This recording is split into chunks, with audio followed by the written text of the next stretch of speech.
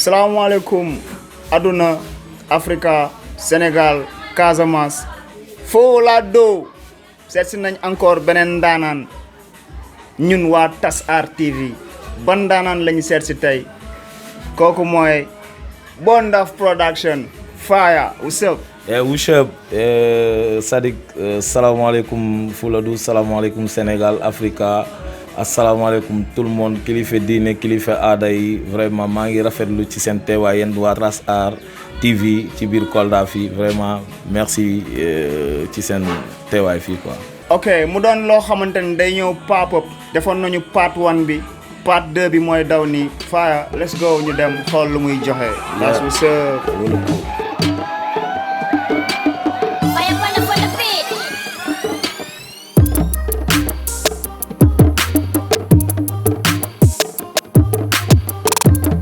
asalaamaaleykum aduna Africa Sénégal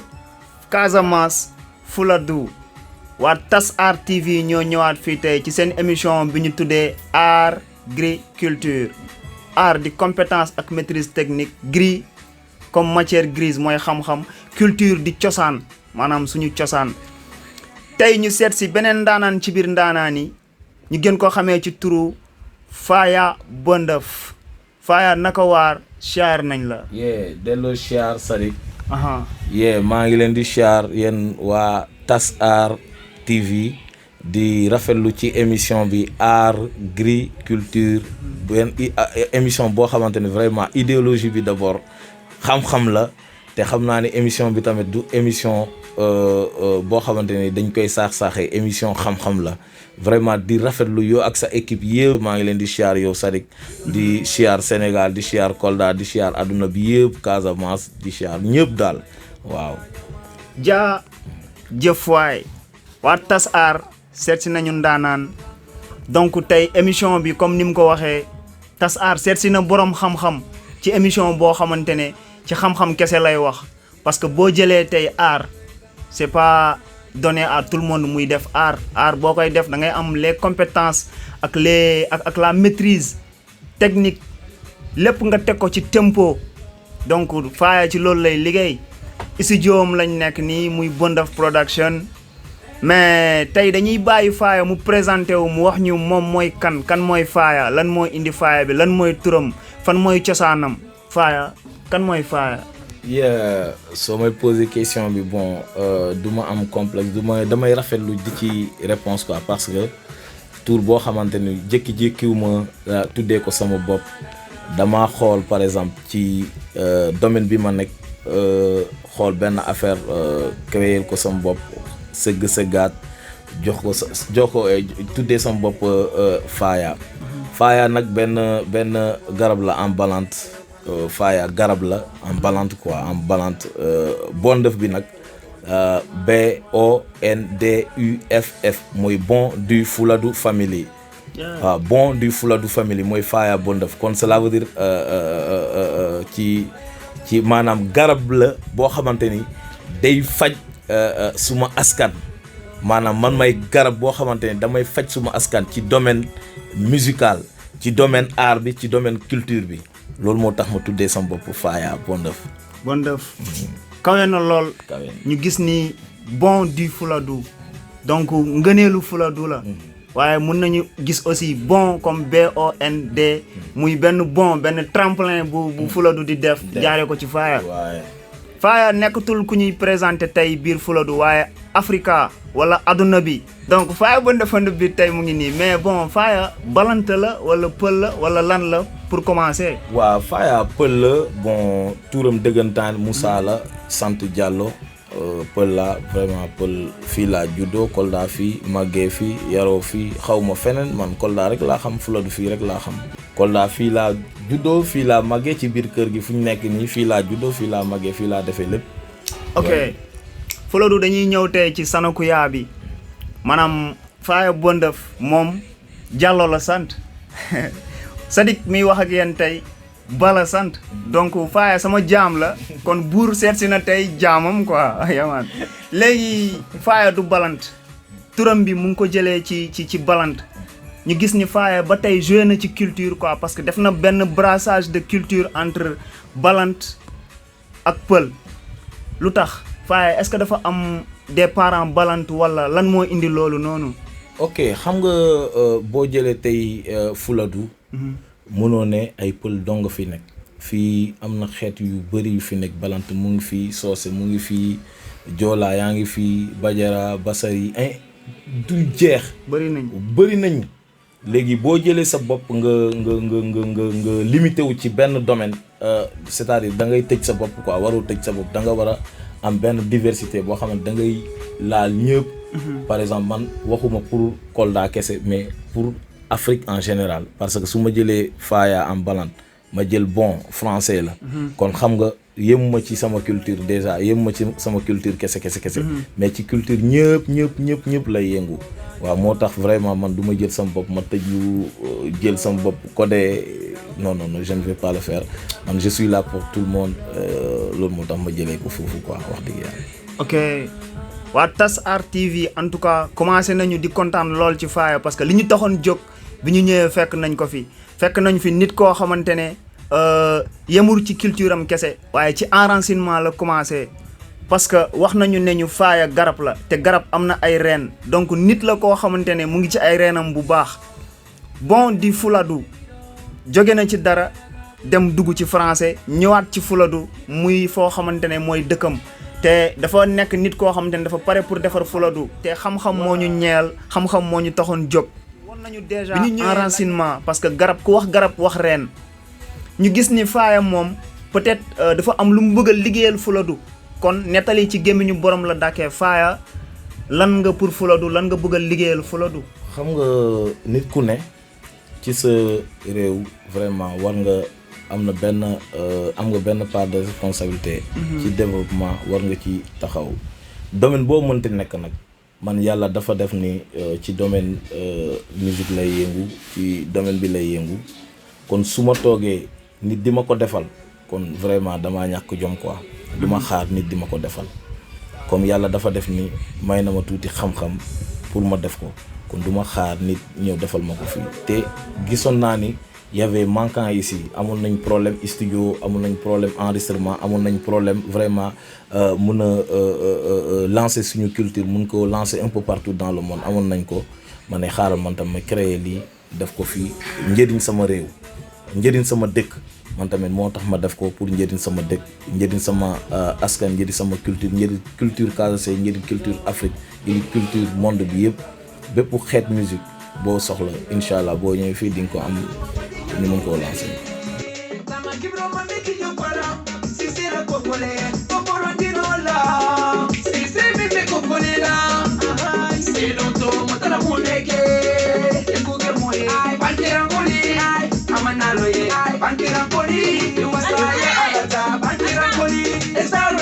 En tout cas même su ma nekkulee banque bi mais bokk naa ci banque yi. waaw parce que parmi li ma fi fekk musique bi ma fi fekk am na musique bi ma ci créé. waaw benn afro mandin bi ma créé boobu sama style la man maa ko créé benn encore Fula beat bi ma créé boobu sama style la man maa ko créé. boobu heure bi nii mu ngi jaar un peu partout dans le monde foo dem nga dégg style boobu rek da ngay xam ne fii la jógee Fula beat. Fula beat la tudd boobu man maa ko créé bon un peu partout foo dem rek da nga koy dégg foofu. Fula beat kooku. Fula dëgg la. donc Faaya beatmaker la bon amoon nañu écho que ni Faaya aussi wëy na gis na am na ay quelques singles yu nekk ci yu mu def ci chaîne am YouTube am na aussi lu mu jot a def ci ay vidéo ba benn bu mel comme bi Faaya wëy yaayam ñi bëggoon xam lan mooy relation Faaya ak mèram directement waaw ak lan moo Faaya mu ngi ci musique ba léegi wala bon est-ce que mu ngi woy ba léegi parce que Faaya mu ngi ci musique ci studio am lañ ko fekk mais est-ce que mu ngi woy ba léegi wala naka la quoi. ci musique bi. xam nga ban relation nga am d'abord ak sa wayjur wu jigéen tamit. waaw kooku vraiment kooku lépp lu ma la ci mënta wax rek xamal li lay ndaw quoi parce que kooku mooy sama lépp sur terre sama lépp. kooku moom lépp lu ma la ci mënta wax rek xamal ni day tuuti quoi parce que aw ma moo yi sax pour ma wax la fu ma toll quoi parce sama yaay xaw ma mooy sax wax dëgg yàlla weesu na yaay dafa fort waaw loolu moom lépp loo xamante ni imaginer ko non raw na foofu sama diggante ak sama yaay moom mooy sama lépp waaw lépp lu ma la ci mënta wax rek dama day daw mais en ce qui concerne sama woy moom dama ko arrêté parce que dama jël buubu pour defar su ma nekkee defarkat pour pousse ay artistes su ma nee damay pousse sama bopp rek kon du dem kon dina am fausse route quoi moo tax man ma arrêté li may woy ma consacré ci ñeneen waaw di pousse ñeneen di pousse artistes yi pour donc suñ ko déggee ci gàttal aussi label de production nga wala lan la noonu tamit parce que comme da ngay pousse ay artistes aussi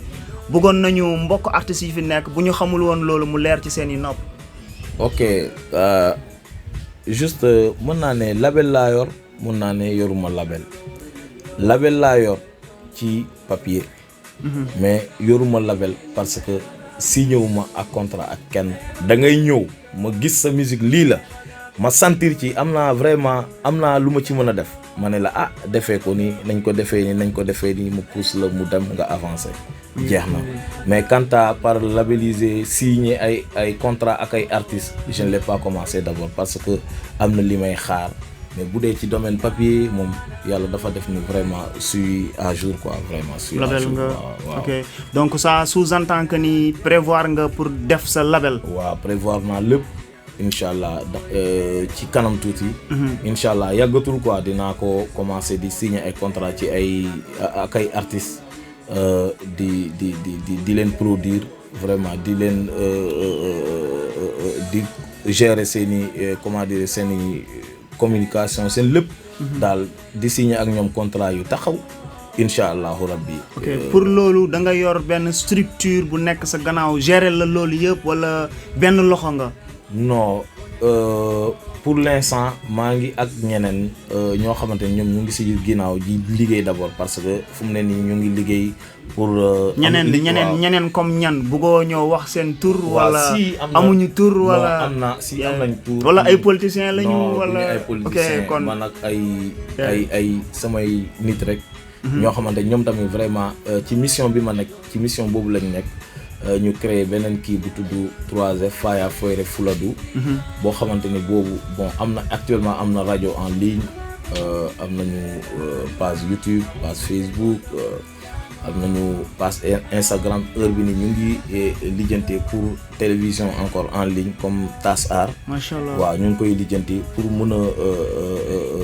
jaay artistes yi mun leen defal seeni nu mu tuddati publication yu baax. mën leen lancer. promotion waaw seen communication. Faya Foyre Fuladu. waaw Faya Foyre Fuladu. nan lañ ko mën a déggee ci wolof. ok Faya Foyre Fuladu FFF. ba léegi ci garab bi la parce que c'est la lumière du Fuladu moom mooy éclaircir Fuladu moom mooy leeral Fuladu. maanaam Fuladu bu lënd moom moo koy leeral parce que lu bëri am na li fi manqué mais incha allahu rabbi dina leer. bu soobee yàlla ci manquement Fuladu yi am na lu fi manquement Fuladu yi dañ koy pause te bëggoon nañ ci ñëwaat après ñu tëjoo ko émission bi ñu leeral foofu noonu bu baax mais avant ñuy avancer wu ci dara tey Fula Beat bi nga waxoon sànq dañu bëggoon xam pourquoi Fula Beat lan la inspiration bi dikkee beat making loo jàng la wala sa gëstu bopp moo la ko mayal. moo la ko may xam nga am na loo xamante ne loolu moom. même boo ko jàngoon day des. mais am na loo xam ne yàlla dala koy may don de Dieu la aw ma mënuma la ne kii moo ma ne kenn mësuma expliquer grosse caisse fii lañ koy teg. kenn mësuma ko expliquer kick fii lañ koy teg snare fii lañ koy teg hat fii lañ koy teg kenn mësu caisse claire fii lañ koy teg non kenn mësuma ko wax loolu don de Dieu la yàlla moo ma ko may mu ñëw directement sama premier beat damay ñëw rek teg mu dem. waaw xam naa ni beat bu naxari la woon sax mais dama ñëw rek teg mais man j'en étais fier quoi parce que lu ma imaginé wuloon laa def quoi lu ma xalaatuloon def laa def. da nga def lu sut sa njort. voilà ok le gars il a surpassé ses limites quoi donc loolu rek xam-xam la quoi en fait côté xam-xam dégg nañ ne Faya moom. sëriñu daara la mën na nekk sëriñu daara parce que jàng na wàccee na ay yoon yëpp j'espère que c'est pas une fausse information. non c'est pas une fausse information. leeralal ñu foofu noonu Faya ak njàngam ak lan moo ko jëlee ci njàng mi ba mu dem jël leneen. wala est-ce que mu ngi ci loolu ba léegi. non Kamil moom wàccee naa ko ñaari yoon. boobu bi may xale école ak daara laa doon yóbbu à la fois. avant may dem collège fekkee wàccee naa ñaari yoon. mais mbaa aayoon nga école Baye foo yem ci collège bi d'abord quoi. ñu ko mbokk ñi bokkoon ak Faya classe. déglu leen Faya bu baax après ngeen tegal ñu. gars yi xam nañu man def naa bac. dem ba deuxième tour. Faya def na bac dem ba deuxième tour. bàyyi jàng. waaw. parce que lan la jàng dala neexaloon. wala non neexu moom wax dëgg yàlla xëy le matin di dem jàng. man je me disais que lu ñuy jàng ana njëriñam parce que histoire rek lañ doon jàng histoire boo xamante boo ko xamee tey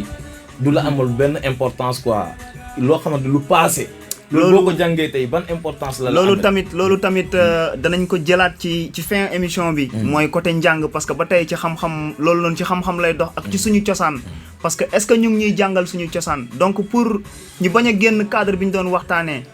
Faya Fula Beat. pourquoi Fula Beat wax nañ ci beatmaking jàngoo ko kenn jàngul la fu ñuy teg kick fu ñuy teg grosse caisse fu ñuy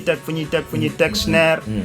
léegi Faya Fula Beat pourquoi Fula Beat quoi. waaw Fula Beat xam nga dama jël ay instruments. ay xeet yu bari soo xoolee Fula Beat boobu da ngay dégg foofu sonorité balante bi mooy fi ma jëlee sama kii sonorité Joola. waaw fi ma jëlee sama tour sonorité Joola mu ngi fa sonorité. afro beat muy ci biir ak sonorité suñu pulaar bi yaa ngi comprendre mais suñu pulaar sonorité bi moo dominé moo tax ma tuddee ko Fula Beat parce que suñu pulaar boobu sonorité boobu moo ko dominé moo tax ma tuddee ko Fula Beat su encore afro mandin bi ma créé tamit boobu soo ko déggee bu tutam ñu tuddee ko afro mandin bu foofu la tour boobu foofu fii laa ko fekk quoi mais ba léegi damay dem ci concept afro mandin parce que dama ko renouveler jéem cee gestu xoolaat affaire yi comme boo xoolee par exemple sound ñoom Willy Kermendem ñoom Oldo ñoom Star Battery Willy ñu koy bégee de passage di ko wax ne ko affaire bi Fuladu Pakaaw Balanta Kunda bi Faya jël def brassage des cultures boobu noonu donc dinañu soxla waa Pakaaw dinañu soxla waa Fuladu dinañu soxla waa Balanta Kunda comme ni ñu soxlaa adduna bi yëpp donc bàyyiwuñ kenn mais priorité bi comme béy ci say weewu tànk danañu seet si gaa yooyu noonu yëpp muy ay ndaanaan bégee respect ma jéem ko innover yokk ci ay touches yu neex yu baax saa yoo déggee instrumental yi d'abord xam nga tu as envie tout le temps da ngay déggul mu jeex rek tu as envie même soo déggulee paroles yi sax mais tu as envie d'écouter quoi loolu kese seet si nañu sama jaam bi muy Yette Diallo bi Yette Diallo bi nag moom wax na lu mu bëgg a defal Casamance bi yëpp lu mu bëgg a defal Sénégal waaye lu mu bëgg a defal aduna mooy fekk na fi déjà ay culture yoo xamante ne bokkuñu mais ñoo bokk dëkk te buñ leen boolee am na lu mu mën a jur donc mu boole leen mais mu jël benn tour tuddee ko concept boobu noonu mooy Fula Beat parce que Fula bee ci dominé te moom ci boppam pël la quoi voilà donc tey Faya sànq wax nañ ci école Faya jàngi na école ba def bac mu dem deuxième tour Faya daw bàyyi jàng bi bàyyi école bi mais da ko doon boole ak daara alxuraan doon na jàng alxuraan Faya continué na di jàng njàngam ba am fu mu ci toll parce que wàccee na ay yoon léegi Faya bëgg na dundal lim fi fekk ci cosaan bëgg na defal dara askanam mu tourné wu ci musique pourquoi Faya tourné wu ci musique. parce que dama gisoon ni que ci domaine boobu jeunesse bi ci domaine boobu lañ doon gën a yëngu lañ gënoon bëgg. muy musique te dañ doon sonn pour ñu def ko dañ doon sonn trop parce que dañ doon dem ba Dakar Ziguinchor ñu def fa ay fan du ñu am fu ñuy loger ci mbedd yi lañ doon fanaan yeneen say xool ci ay perron jàmbur lañ doon fanaan duñ doon am fu ñu nekk coono pour coob problème la ma ne coono bii yëpp pourquoi pas man tam ma def ko fii vraiment njëriñ leen tuuti. donc ñoom studio lañ doon wuti ba foofu. waaw wuti ba foofu wuti ba Dakar wuti ba Ziguinchor dañ doon sonn nag wax dëgg yàlla dañ doon sonn bu baax a baax dañ doon sonn trop sax. ok waaw. donc suñu déggee dafa mel ni Faya tey dafa xam ne musique langage la boo xamante ne jeunesse bi yëpp ñoo koy làkkandoo. peut-être jeunesse bi amatuñu temps wu lire. wala yu mel noonu. ok moo tax moom mu tourné wu ci musique pour communiquer ak jeunesse bi. ok ci loolu tamit wax nañu ba Faya ci bàyyi école am pourquoi Faya bàyyi école Faya li ñuy jàngale école wax na ko sànq muy histoire yeeg yooyu il voit que ni ay répétition ñoo am waxu Faya la il voit que ni ay répétition ñoo am que gars yi li ñu koy jàngal que lan nga bëggoon tey école yi buñ doon jàngale pour yow lan la ñu war a jàngale. parce que njàng mi li fi nekk moo fi nekk ba léegi donc lan la ñu war a améliorer lan la ñu war a jàngal askan bi. voilà man de su ma sañoon par exemple ci école yi depuis élémentaire wala sax depuis jardin. xoolal nañu jàngal nit ñi le monde moderne actualité bi am nit ñi seeni cosaan. lu ñuy dund en Afrique. moo gën ñuy jàng par exemple la guerre froide. la deuxième guerre mondiale jàll na xale bi xam na ko mais xamul Hitler xamul De Gaulle xamul leen ci ay tour rek la leen déggee doolewul leen dara su xamee Hitler rey na 10 personnes lan la koy njëriñu ko dara mais au moins soo ko jàngalee tey nu muy dundee ëllëg au moins dina ko njëriñ parce que dina am déjà savoir vivre dina mën a nekk ak société bi coolement sans problème parce que déjà jàngal nañ ko àddina man de yaakaar naa moo gën a am importance lu ñuy jàng histoire yu yàgg yoo xamante ni amul benn importance da nga koy xam du la amal benn importance nga sol ko ci sa bopp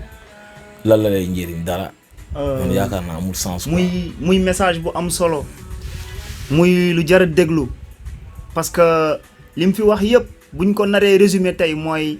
il nous faut des solutions africaines à nos problèmes africains. Des solutions sénégalaises à nos problèmes sénégalais.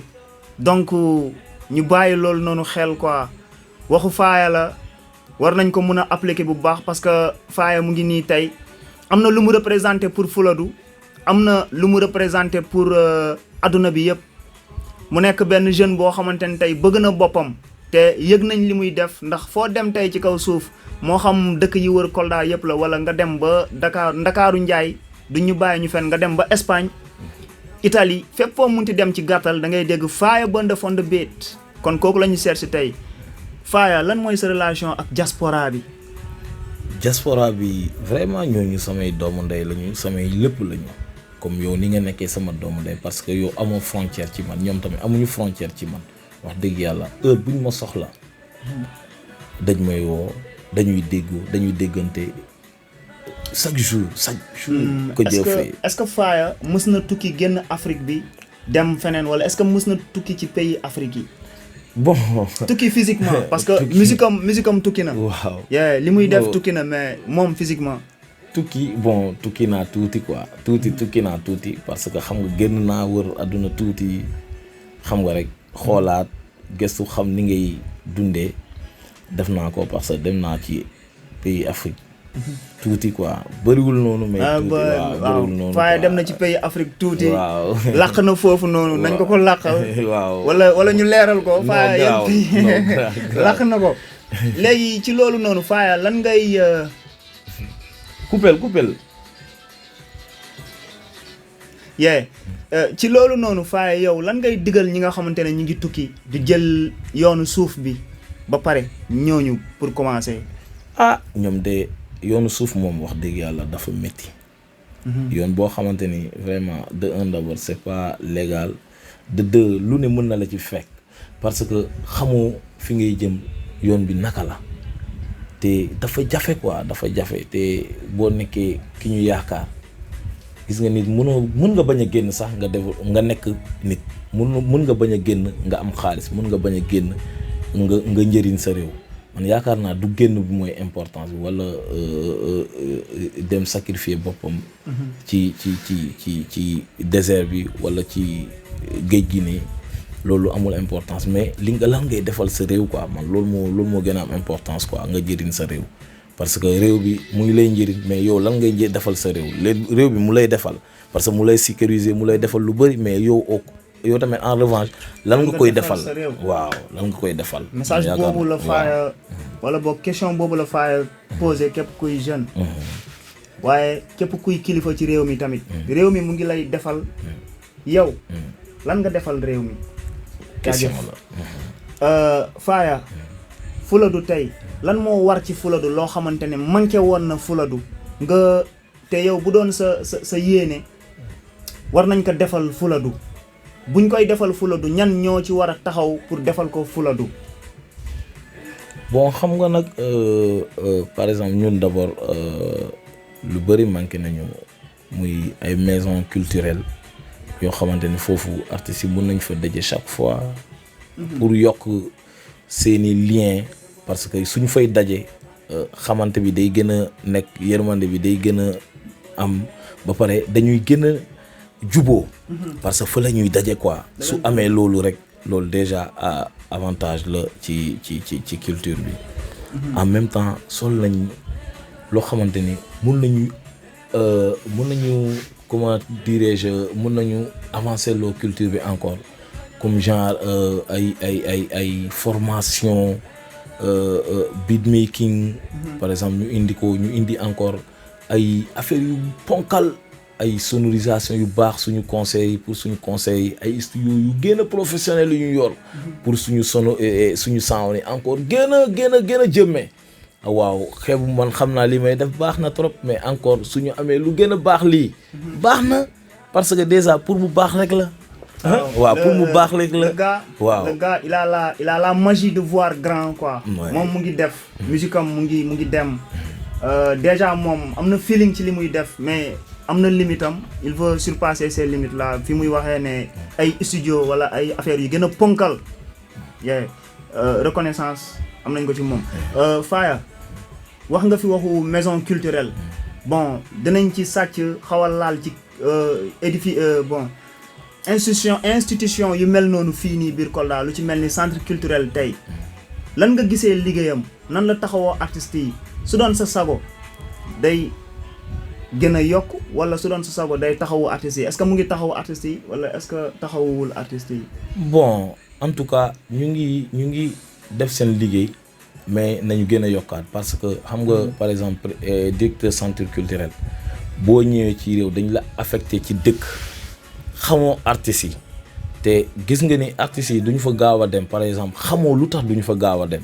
yow da nga war a dem nga laajte mais yéen seen artistes yi lu tax duñu fi ñëw parce que fii pour artistes yi la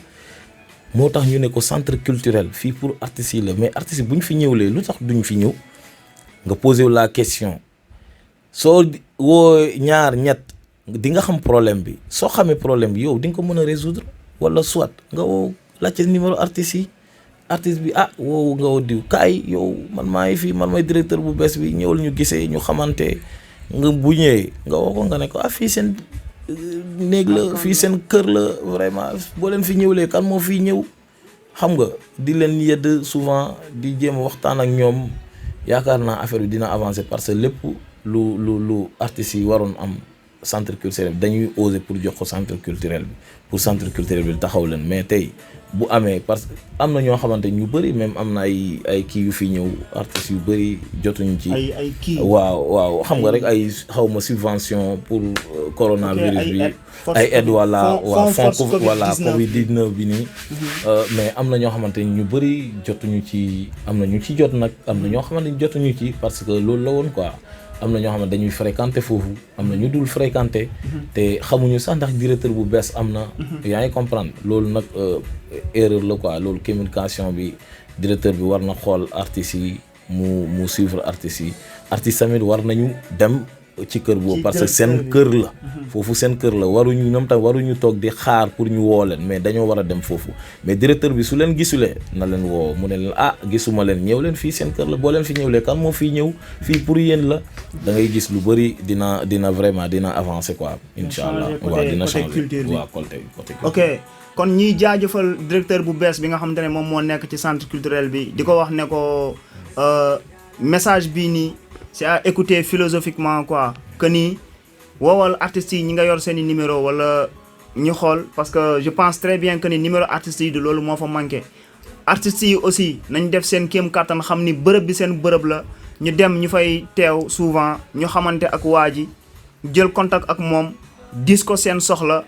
parce que seen kër la te sa kër moom kenn gën la cee yeey léegi ñu ngi ci jeexintalu émission bi ñu bàyyeewaat Faaya micro bi mu wax ñu lim ñu bëgg a wax loo xamante ne tey moom moo ñu koy yokkal ci luñ ko laaj ba pare wala loo xamante ne bëggoon nañ ñu laaj ko te laajuñu ko wala mu nekk message boo xamante ne Faaya bëgg na ko jàllale adduna bi yëpp dégg ko Faaya yow yaay tëj émission bi. waaw non man moom li may wax ci sama vraiment sama dernière parole mooy ñun jeunesse ñun ñooy développer suñu réew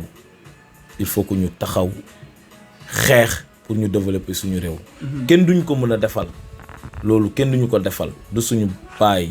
du suñu vraiment maire yi parce que ñoom déjà presque ñu ngi jeexal ñun jeunesse en tant que jeune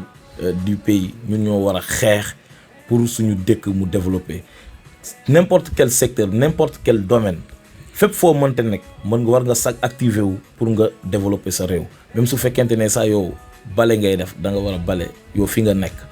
nga bale fa chaque jour mu set njëriñ nga sa réew kii di taaye fleur moom war na taaye fu mu nekk mu njëriñ réewam kële di liggéey domaine bi war na liggéey domaine boobu correctement pour mu njëriñ réewam loolu laa am li may wax vraiment ñun jarul ñuy dem fenn ñun en tant que jeune mun nañ développer Sénégal mun nañ développer suñu dëkk nañ ko gëm rek incha allah dina baax. donc jeunesse bi mën na tekki fii jeunesse bi kese mën na développer réewam mag ñi wàccoo nañu ak ñun vieillesse égale sagesse jeunesse égale force jaa jëf waay.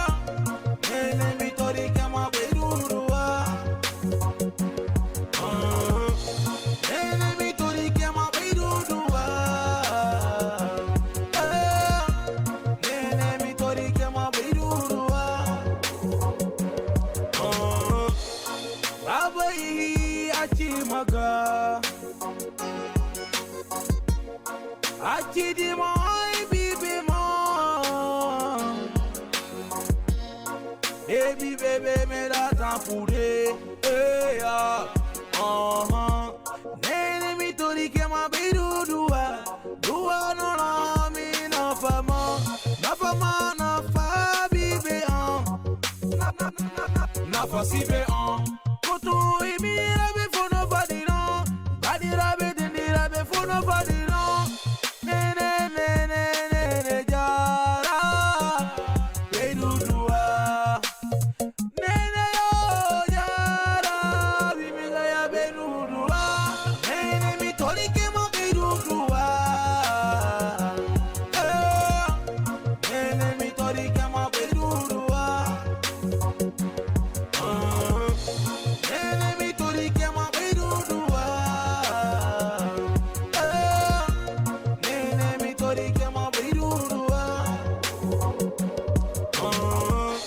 Lebije nai kare duma dubitati kaba huma no sofa no bolcha